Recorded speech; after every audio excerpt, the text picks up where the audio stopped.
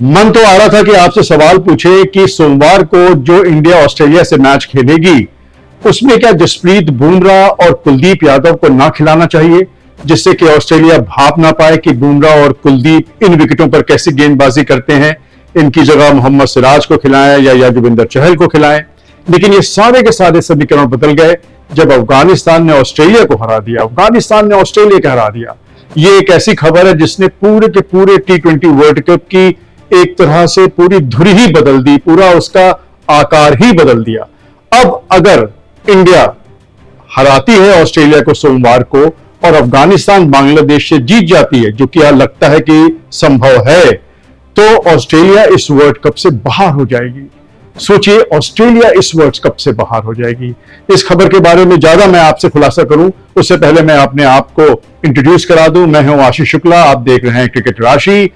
अगर जैसा कि मैंने कहा भारत ऑस्ट्रेलिया को हरा देता है और अफगानिस्तान बांग्लादेश से जीत जाता है, तो इंडिया और अफगानिस्तान सेमीफाइनल में पहुंचेगी, ऑस्ट्रेलिया बाहर हो जाएगी। अगर मान लीजिए ऑस्ट्रेलिया इंडिया को हरा देती है और उसके बाद अफगानिस्तान बांग्लादेश को हरा देती है, तो ऑस्ट्रेलिया और अफगानिस्तान दोनों की दो जीतें होंगी।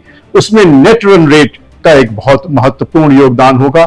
फिलहाल ऑस्ट्रेलिया का नेट रन रेट अफगानिस्तान से अच्छा है, लेकिन जिस तरह से एक समीकरण बदला है इस ग्रुप का, कुछ कह नहीं सकते हैं कि मंगलवार की जब सुबह होगी तो हमें यह मालूम चलेगा कि इंडिया के साथ कौन सी वो टीम है जो सेमीफाइनल में पहुंच रही है। इसके साथ ये तो एक तरह से पक्का हो ही गया कि इंडिया सेमीफाइनल में है, और इंडिया के सेमीफाइनल में होने में जिस तरह से उन्होंने बांग्लादेश को हराया, वो एक जैसा बड़ा भाई होता है ना, छोटे भाई से कहता है कि हाँ चल बेटा इधर हो जा, चल अच्छा इधर हो जा, चल जाके अपनी जगह बैठ जा।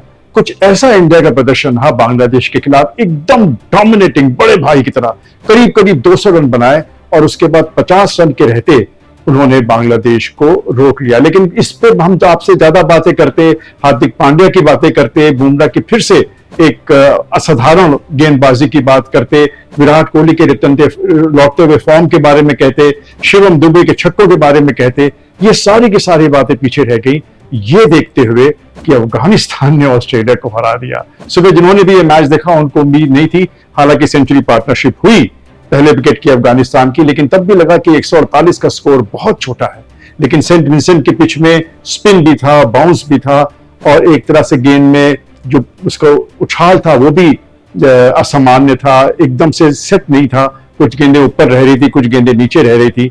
और अफगानिस्तान के गेंदबाजों को अगर विकेट उनके अनुरूप मिल जाता है, अगर विकेट उनके लिए एक तरह से कारगर साबित हो, जो कि बिल्कुल नॉर्मल विकेट ना हो, बैटिंग विकेट ना हो, तो फिर इस बॉलिंग को रोकना मुश्किल हो जाता है। और नबीन करीब 7-8 गेंदबाजों का इस्तेमाल अफगानिस्तान ने किया, लेकिन वो बॉलर जिससे बिल्कुल किसी को उम्मीद नहीं थी, कुलपतन नायब बहुत पहले से खेलते आ रहे हैं, उन्होंने 4 विकेटें ली। ग्लेन मैक्सवेल का विकेट लिया, जिनके 59 रन एक बार लग रहा था कि पार करा देंगे ऑस्ट्रेलिया को अफगानिस्तान के इस छोटे से लक्ष्य के सामने।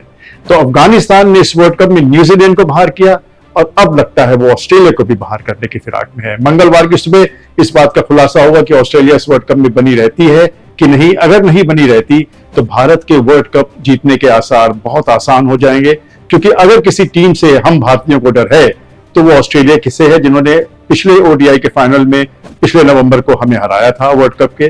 तो ऑस्ट्रेलिया अगर बाहर होती तो भारत के लिए रास्ता सुगम होगा।